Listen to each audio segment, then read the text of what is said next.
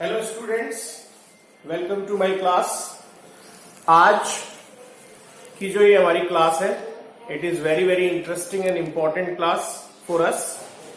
आज की क्लास में हम मैनेजमेंट के जो सपोर्टिव फंक्शंस हैं, जो ऑक्सिलरी फंक्शंस हैं, जिनको हम एनेक्सिलरी फंक्शंस भी कह सकते हैं, उनकी हम बातचीत करेंगे। इन फंक्शंस के बारे में बातचीत शुरू करने से पहले मैं आपको एक बार याद दिला देता हूं कि पिछले वीडियो में हमने मैनेजमेंट के मेन फंक्शंस को स्टडी किया था। तो जो हमारे मेन फंक्शंस थे, उनका जो हमारा कोड था वो था हमारा PODCC। ये हमारा मेन फंक्शंस जो मैनेजमेंट के हमने पढ़े थे। देखिए, एक्चुअली हम लोग पढ़ रहे हैं प्रोसेस ऑफ मैनेजमेंट, और प्रोसेस ऑफ मैनेजमेंट जो है वो मैनेजमेंट के फंक्शंस से मिलकर कंप्लीट होती है।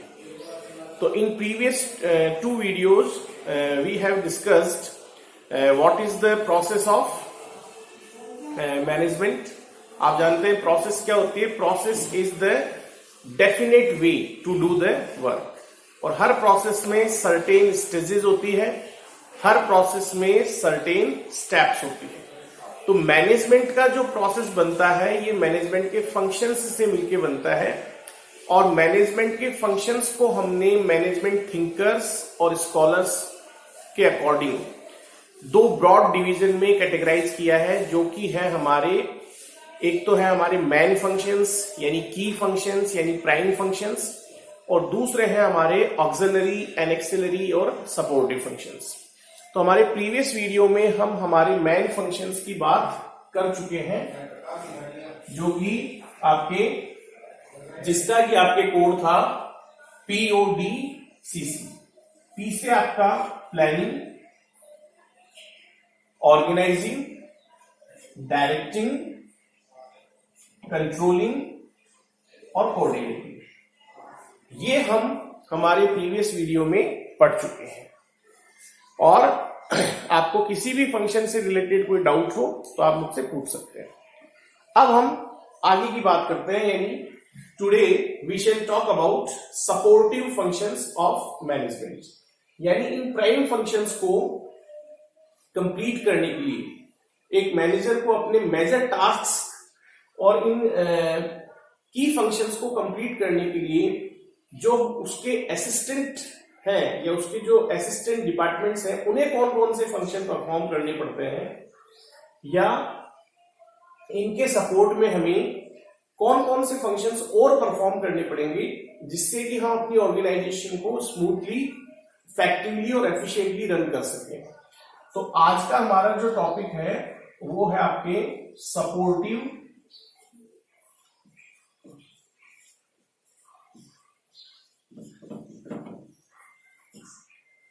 functions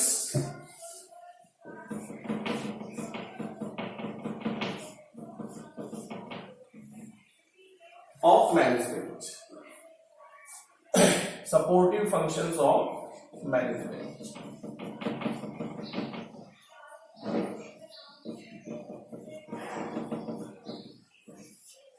ये हमारा आज का टॉपिक है। अब देखिए, जैसे हमने मेन फंक्शंस का कोड बनाया था, वैसे ही हमने सपोर्टिव फंक्शंस के लिए भी मैंने आपके लिए कोड बनाया है, ताकि आपको याद रखने में इजी रहे। और ये कोड है आपका DICRA, यानी डिकरा। हम सब जानते हैं डिकरा डिक्री एक पॉपुलर वर्ड है। हमारे नेबरिंग स्टेट गुजरात में लड़के को डिकरा और लड़की को डिक्री कहा जाता है। तो इसीलिए मैंने आपके लिए एक मेमोरेबल कोड इसका सेट किया है, दैट इज डिकरा। देखिए, डी से हमारा जो मतलब है वो है डिसीजन मेकिंग से। डी यहां पे स्टैंड कर रहा है डिसीजन मेकिंग के लिए। आई से हमारा मतलब है इनोवेशन। सी से हमारा मतलब है कम्युनिकेशन,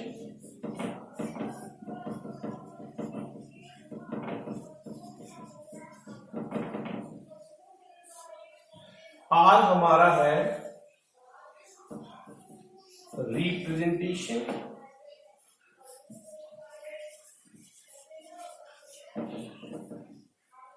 और ए है हमारा अपॉइंटमेंट,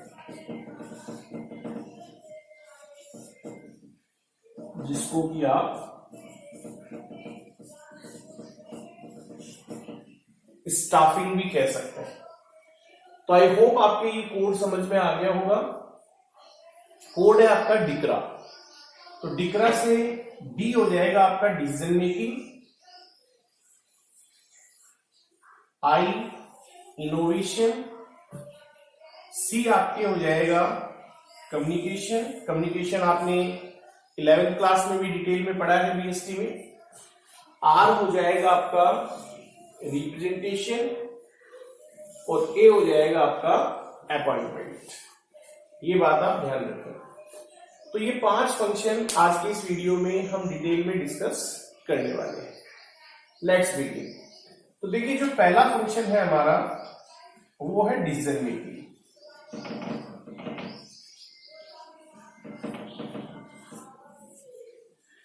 तो देखिए, डिसीजन मेकिंग से क्या मीनिंग होता है, what is the meaning of a decision.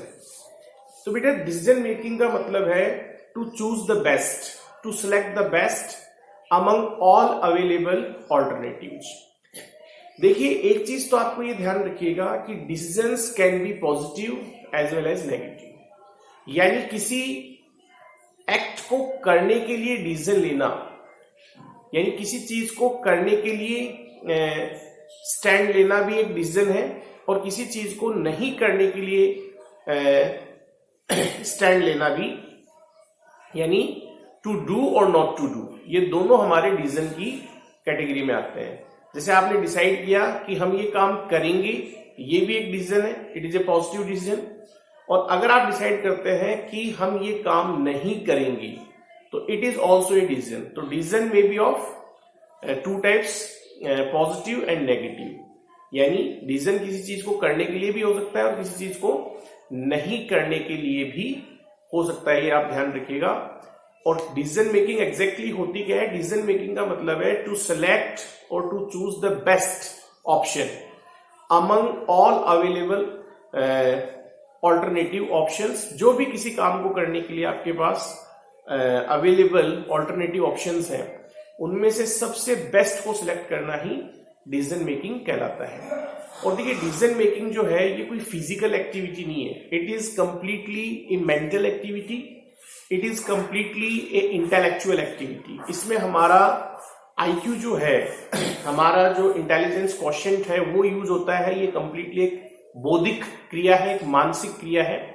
It is a mental and intellectual activity, जिसमें हम पूरा थिंकिंग करके, पूरा एनालाइज करके अपना डिसीजन लेते हैं।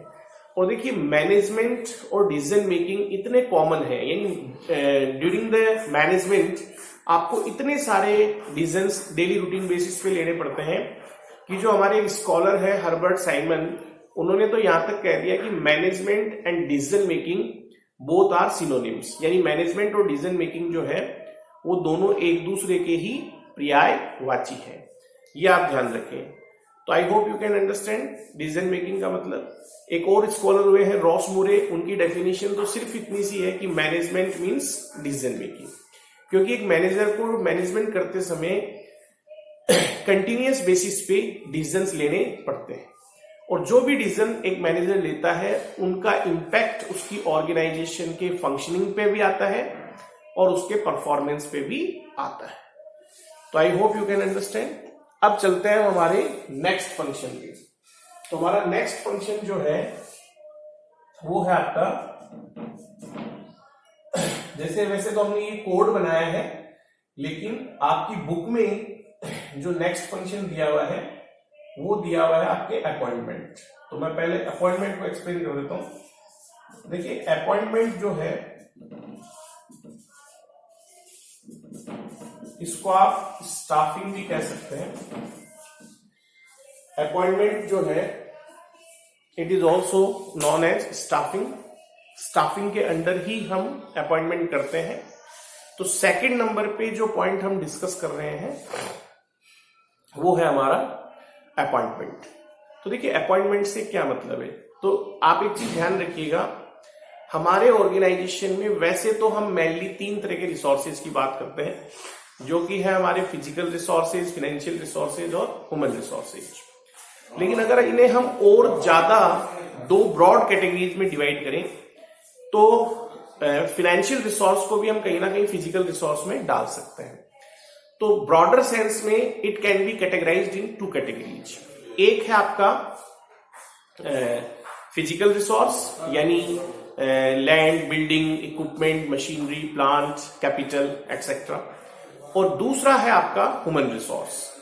तो देखिए आपको पता है कि फिजिकल रिसोर्स को यूज करने वाला रिसोर्स कौन है, ह्यूमन रिसोर्स। तो आपको अपने ऑर्गेनाइजेशन में ह्यूमन रिसोर्स का रिक्रूटमेंट करना पड़ेगा, उनका सिलेक्शन करना पड़ेगा, उनकी ट्रेनिंग करनी पड़ेगी, उन्हें प्रॉपरली गाइड करना पड़ेगा, उन्हें मोटिवेट करना पड़ेगा। ये सारी चीजें जो है उनका इंटरनल ट्रांसफर है, उनका आपके प्रमोशन है, एटसेट्रा एटसेट्रा, ये सब स्टाफिंग का ही पार्ट है। यानी रिक्रूटिंग, देन फिर सिलेक्शन यानी सिलेक्टिंग, फिर आपके ट्रेनिंग, फिर उनको अपॉइंट करना, फिर उन्हें ड्यूटीज असाइन करना, फिर उनके अगर कोई प्रॉब्लम्स हो तो उन्हें सॉल्व आउट करना। यानी ultimately we can say that recruiting से लेकर रिटायरमेंट तक की जो भी चीजें हैं रिगार्डिंग या एसोसिएटिंग टू ह्यूमन रिसोर्स, वो सब अपॉइंटमेंट का पार्ट है, यानी वो सब आपके पार्ट है स्टाफिंग का। और देखिए मेनली स्टाफिंग का पर्पज क्या है? स्टाफिंग का पर्पज है कि एक मैनेजर अपने ऑर्गेनाइजेशन में एलिजिबल पर्संस को अपॉइंट करे, जिससे कि ऑर्गेनाइजेशन को मैक्सिमम बेनिफिट मिले। यानी we can say that the theme of this function is right man on right place on right time. यानी एक सही व्यक्ति सही समय पर सही स्थान पर होना चाहिए। I repeat, right man on right place on right time. और एलिजिबल स्टाफ को अपॉइंट करने के साथ साथ उन्हें एक मैनेजर एप्रोप्रिएट रेम्यूनरेशन पे भी अपॉइंट करे। यानी ना तो रेम्यूनरेशन कम होना चाहिए ताकि एम्प्लॉय को नुकसान हो, और ना ही ज्यादा होना चाहिए जिससे कि ऑर्गेनाइजेशन को नुकसान हो। तो ये एक बहुत ही इंपॉर्टेंट फंक्शन है, क्योंकि हमारे जितने भी फिजिकल रिसोर्स हैं उन्हें यूज करने वाला कौन है?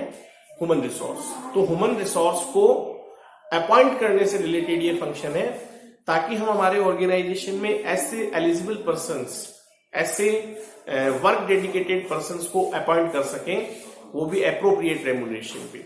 तो this function includes recruitment, selection, training, appointment, assigning the duties and listening the grievances of the employees। ये सारे फंक्शंस आपके स्टाफिंग में आते हैं। और वैसे ये ज्यादातर सिलेबस में मेन फंक्शन ही माना जाता है, लेकिन आपकी बुक में इसे सपोर्टिव और ऑक्सिलरी यानी एक्सिलरी फंक्शन माना गया है। तो I hope you can understand. अब चलते हैं हम हमारे नेक्स्ट फंक्शन पे। हमारा नेक्स्ट फंक्शन जो है वो है हमारा इनोवेशन। आपकी बुक में थर्ड फंक्शन इनोवेशन दिया गया है। तो देखिए इनोवेशन का मतलब है नवाचार, यानी कुछ नया करना। देखिए इन्वेंट अलग है और इनोवेशन अलग है।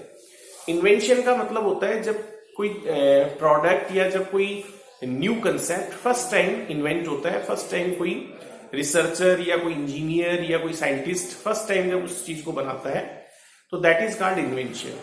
We are not talking about invention at this point, we are talking about innovation, यानी समथिंग न्यू।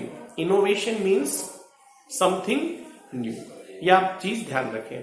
तो जो एग्जिस्टिंग प्रोडक्ट्स हैं, जो एग्जिस्टिंग सर्विसेज हैं, उन्हें कंटिन्यूअस बेसिस पे इनोवेट करते रहना, दैट इज कॉल्ड इनोवेशन। देखिए since last 1 year continuously I am telling you कि in today's era being good is not sufficient. You have to be better than others. देखिए आज के समय में केवल अच्छा होना पर्याप्त नहीं है। In today's era being good is not sufficient, is not enough, you have to be better than others. यानी आप में एक कॉम्पिटिटिवनेस होनी चाहिए, और वो कॉम्पिटिटिवनेस कब आएगी, जब आप कंटिन्यूअस बेसिस पे अपने प्रोडक्ट्स और अपनी सर्विसेज को इनोवेट करते रहेंगे। अगर आप अपने प्रोडक्ट्स और सर्विसेज को इनोवेट नहीं करेंगे तो फिर वो कॉम्पिटिटिवनेस आपकी प्रोडक्ट और सर्विसेज में से निकलती चली जाएगी, मतलब आपके कॉम्पिटिटर आपसे लीड ले लेंगे। ये चीज आपको ध्यान रखनी है। तो आई होप आप समझ रहे हैं कि इनोवेशन का मतलब क्या है। इनोवेशन का मतलब है bringingness of something newness in our product and services. देखिए as we all know we are living in the era of cut throat competition and we can't survive without innovation. Otherwise हमारे जो competitors हैं वो हमें market से बाहर कर देंगे, कंपटीशन के बाहर कर देंगे। तो इनोवेशन में आपको नई चीजें करते रहना है, अपने प्रोडक्ट और अपनी सर्विसेज को कंटिन्यूअस बेसिस पे इनोवेट करते रहना है ताकि आप कॉम्पिटिटिव बने रहें। मैं फिर रिपीट कर रहा हूं, in today's era being good is not sufficient, क्योंकि अच्छे तो आज के टाइम में सभी हैं। You have to be better than others, आपको औरों से अच्छा होना पड़ेगा और प्रोडक्ट से आपके प्रोडक्ट को अच्छा बनाना पड़ेगा ताकि कंज्यूमर और कस्टमर आपके प्रोडक्ट को प्रिफरेबली अडेप्ट करें। फिर देखिए इनोवेशन में कई सारी चीजें आती है, केवल प्रोडक्ट और सर्विसेज को इनोवेट करना ही नहीं आता है। हर वो चीज जो आप अपने ऑर्गेनाइजेशन में नहीं कर रहे हैं, suppose that you are bringing new employees in your organization, they are more efficient, और आप नए नए सप्लायर्स को फाइंड आउट कर रहे हैं रॉ मटेरियल्स के, जिनसे कि आप चीपर रेट्स पे रॉ मटेरियल रिसीव कर सकते हैं। आप नई टेक्नोलॉजी को अडेप्ट कर रहे हैं, आप न्यू मशीन परचेज कर रहे हैं, आप नए मार्केट्स फाइंड आउट कर रहे हैं। ये सभी चीजें, हर वो चीज जो नएपन को लेकर आती है, दैट इज कॉल्ड इनोवेशन। और इनोवेशन हमेशा बेटरमेंट के लिए होता है। चेंज, इनोवेशन का मतलब है कुछ नया करना, यानी पुराने को चेंज करना, और चेंजेस हमेशा बेटरमेंट के लिए होते हैं। और आज के इस कॉम्पिटिटिव एरा में no organization can survive without innovation. तो I hope you can understand. फिर हमारा जो फोर्थ फंक्शन है, देखिए ये फंक्शन जो हम डिस्कस कर रहे हैं ये आपकी बुक के सीक्वेंस में कर रहे हैं, और ये जो कोड है आपका डिक्रा, ये आपकी याद रखने के लिए। मेन फंक्शंस का कोड आपका PODCC था, प्लानिंग, ऑर्गेनाइजिंग, डायरेक्टिंग, कंट्रोलिंग और कोऑर्डिनेटिंग, और ये है आपके decision making, innovation, communication, representation और appointment. Decision making, appointment, innovation हम सब डिस्कस कर चुके हैं। अब हमारा अगला फंक्शन है कम्युनिकेशन।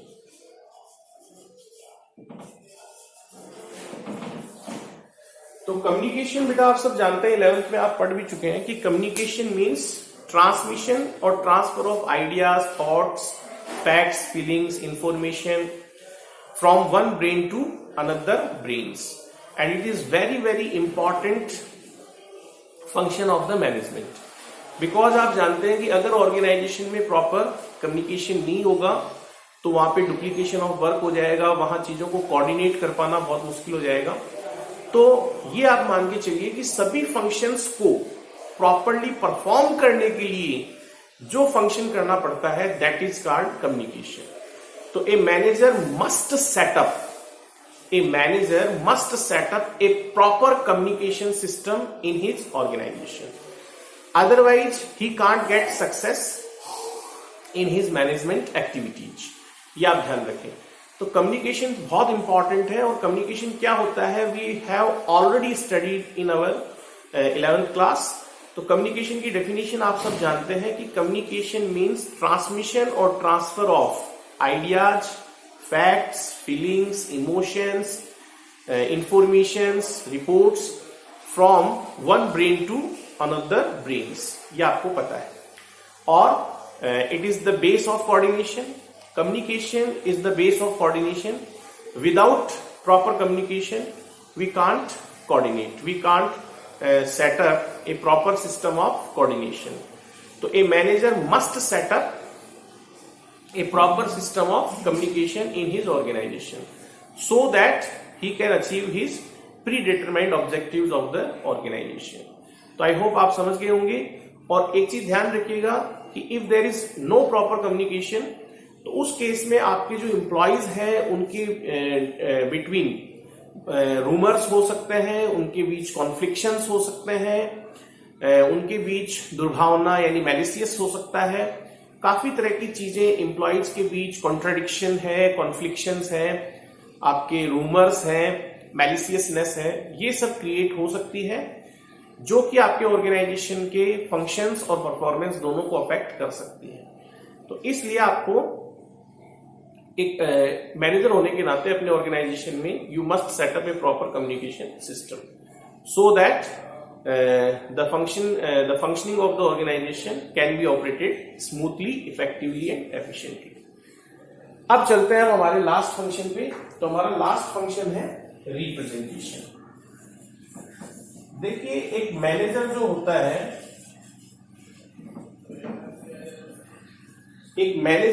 बेटा, वो अपनी ऑर्गेनाइजेशन का रिप्रेजेंटेटिव होता है इन फ्रंट ऑफ द आउटसाइडर्स, यानी जो सप्लायर्स ऑफ रॉ मटेरियल्स हैं, जो बैंकिंग और फाइनेंशियल इंस्टीट्यूशंस हैं, जो ट्रेड यूनियंस हैं, इन सब के सामने एक मैनेजर जो होता है वो अपनी ऑर्गेनाइजेशन का रिप्रेजेंटेटिव होता है। तो एक मैनेजर को अपनी ऑर्गेनाइजेशन को, क्योंकि देखिए बाहर ऑर्गेनाइजेशन कभी भी मीटिंग अटेंड नहीं करने जाती, मीटिंग अटेंड करने जाते हैं उसके बोर्ड ऑफ डायरेक्टर्स, उसके मैनेजर्स। तो एक मैनेजर जो है वो एक ऑर्गेनाइजेशन का रिप्रेजेंटेटिव होता है इन फ्रंट ऑफ द आउटसाइडर्स, चाहे वो कस्टमर्स हो, चाहे वो ट्रेड यूनियंस हो, चाहे वो बैंकिंग एंड फाइनेंशियल इंस्टीट्यूशंस हो, चाहे वो आपके कोई लीगल अथॉरिटीज हो, चाहे एनजीओज हो, चाहे गवर्नमेंट हो, इन सबके सामने मैनेजर जो है वो ऑर्गेनाइजेशन का रिप्रेजेंटेटिव होता है। And being a manager you must represent your organization properly in front of the outsiders. ये आपको ध्यान रखना है। You must maintain good relations with them. आपको उन सबके साथ, आउटसाइडर्स के साथ अच्छे रिलेशंस मेंटेन करने हैं, क्योंकि देखिए अगर आप अच्छे रिलेशंस मेंटेन करेंगे तो आप बहुत अच्छे से नेगोशिएट कर पाएंगे उनके साथ और अपनी ऑर्गेनाइजेशन को मैक्सिमम फायदा दिला पाएंगे। नेगोशिएशन का मतलब बार्गेनिंग कर पाएंगे। जैसे suppose that our company is taking a loan of ₹25 crore, तो अगर आपके बैंकों के साथ अच्छे रिलेशन है तो you can negotiate with them, तो आप कम से कम इंटरेस्ट रेट पे अपनी ऑर्गेनाइजेशन को लोन दिलवा पाएंगे। सपोज दैट आपका कुछ गुड्स ट्रांसपोर्टेशन में अटक गया है, तो अगर ट्रांसपोर्टर्स के साथ आपके अच्छे रिलेशंस हैं तो आप आराम से अपना गुड्स निकाल सकते हैं। तो I hope you can understand, manager अपनी ऑर्गेनाइजेशन का रिप्रेजेंटेटिव है इन front of the outsiders. He must maintain good relationship with them और उस रिलेशन को वो मेंटेन भी करें और अपनी ऑर्गेनाइजेशन को आउटसाइडर के सामने प्रॉपरली रिप्रेजेंट करें, जिससे कि ऑर्गेनाइजेशन की गुडविल भी इंक्रीज होती है। तो I hope you can understand what is the meaning of representation. तो ये पांचों फंक्शन हमने डिस्कस कर लिए हैं, जो कि हमारा कोड है डिक्रा, और मैंने आपको पांचों फंक्शन डिटेल में एक्सप्लेन कर दिए हैं और बुक से भी आपको ये पढ़ने हैं। आज के जो नोट्स हैं वो आपको अपनी बुक से ही बनाने हैं, बहुत छोटा सा ही मैटर है। तो मैं बुक का पेज भेज रहा हूं पिंक डॉट्स लगा के, तो आप उसके अकॉर्डिंग नोट्स मेकिंग कर लेंगे, ठीक है। ये आप बात ध्यान रखें। और अपॉइंटमेंट वाले पॉइंट के लिए, स्टाफिंग वाले पॉइंट के लिए मैं एक छोटा सा एडिशनल नोट भी भेज रहा हूं, वो भी आपको नोट करना है। सारे फंक्शन आपको बुक से नोट करने हैं और स्टाफिंग वाला पॉइंट जो है वो आपको एक मैं नोट्स भेज रहा हूं, उससे भी नोट करना है। आई रिपीट, सारे function decision making, appointment, innovation, communication, representation, ये सारे ही फंक्शन आपको बुक से तो नोट करने ही करने हैं और स्टाफिंग वाला पॉइंट जो मैं नोट्स भेज रहा हूं उससे भी नोट करना है। तो I hope you can understand all the points. और एक चीज और है, देखिए कि जब ये फंक्शंस हम पढ़ लेते हैं तो एक क्वेश्चन और अराइज होता है कि क्या कोई मैनेजर जो है वो इन सभी फंक्शंस को कितना टाइम डिवोट करता है? क्या एक मैनेजर इन सभी फंक्शंस को इक्वल टाइम डिवोट करता है? यानी एक जो मैनेजर है वो इन फंक्शंस को कितना टाइम डिवोट करता है, ये भी एक क्वेश्चन है। तो इसका जवाब भी मैं आपको दे देता हूं। देखिए, सभी लेवल्स के जो मैनेजर हैं, मैंने बताया था आपको कि बड़ी ऑर्गेनाइजेशन में there are mainly 3 levels, top level, middle level और लोअर लेवल। तो देखिए ध्यान रखिएगा, वैसे तो इन सभी लेवल्स के मैनेजर जो हैं उनमें इन सभी फंक्शंस को उनको परफॉर्म करना पड़ता है। अब कौन कौन से लेवल पे हम मेनली कौन कौन से फंक्शन परफॉर्म करते हैं वो मैं आपको बता देता हूं, आपकी बुक में भी गिवन है। देखिए, टॉप लेवल जो है उसका सबसे मेन रोल होता है प्लानिंग का। टॉप लेवल जो है उसका सबसे मेन रोल प्लानिंग का, ऑर्गेनाइजेशन का और टॉप लेवल की जो स्टाफिंग है। तो ये 3 काम जो है आपकी प्लानिंग, ऑर्गेनाइजेशन और टॉप लेवल की जो स्टाफिंग है, हो सकता है लोअर लेवल पे जो वर्कर्स वगैरह हो उनका अपॉइंटमेंट मिडिल लेवल भी कर सकता है, लेकिन जो टॉप लेवल की स्टाफिंग है, जो अपॉइंटमेंट्स है, वो आपकी टॉप लेवल ही करता है। तो टॉप लेवल करता है प्लानिंग, ऑर्गेनाइजेशन और इंपॉर्टेंट स्टाफिंग, इंपॉर्टेंट एम्प्लॉयज को अपॉइंट करना। मिडिल लेवल जो है आपका, मिडिल लेवल आपके करता है डायरेक्शन। एक आपके मिडिल लेवल जो करता है वो करता है लीडरशिप और कम्युनिकेशन।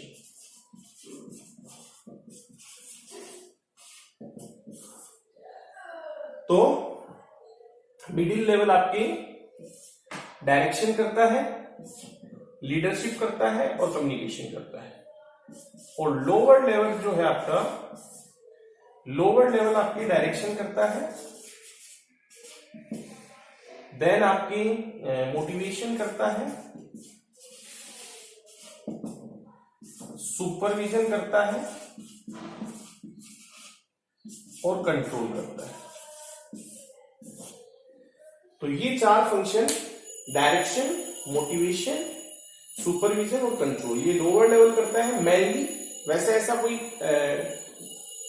डेडलाइन नहीं है या ऐसी कोई लाइन नहीं खींचेगी कि ये फंक्शन ये लेवल नहीं कर सकता है या वो फंक्शन वो लेवल नहीं कर सकता है, लेकिन मेनली मैं बता रहा हूं top level will perform planning, organizing, staffing, middle level आपके डायरेक्शन, लीडरशिप और कम्युनिकेशन और लोअर लेवल आपके डायरेक्शन, मोटिवेशन, सुपरविजन और कंट्रोल। तो आई होप आपके आज का वीडियो अच्छे से क्लियर होगा।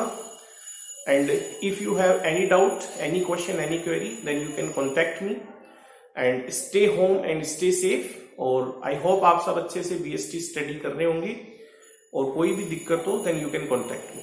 Thank you so much, have a nice day, thanks.